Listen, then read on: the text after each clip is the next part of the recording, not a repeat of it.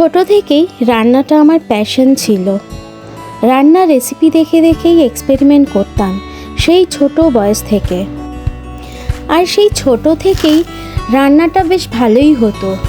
তারপর সবাই যখন খুব প্রশংসা করতো তখন রান্না করার এক্সপেরিমেন্টটা আরও বেড়ে যেত। তোমাদের বললে হয়তো বিশ্বাস করবে না, সেই ছোট থেকে বলতে আমি ক্লাস 4-5-এর কথা বলছি। যখন বড় হলাম কলেজে বর আমার সাথে সাথে আমার রান্নার প্রেমেও পড়লো।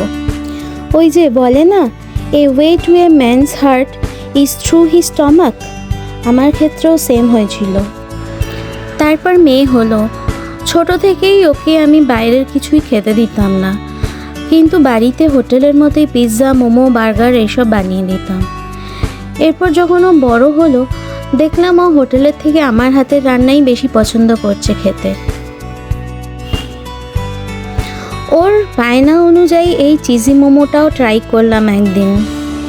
গার্নিশিংটা হয়তো হোটেলের মতো হয়নি, কিন্তু খেতে হয়েছে অসাধারণ। আমার মনে হয় হোটেলের থেকেও বেশি ভালো হয়েছে।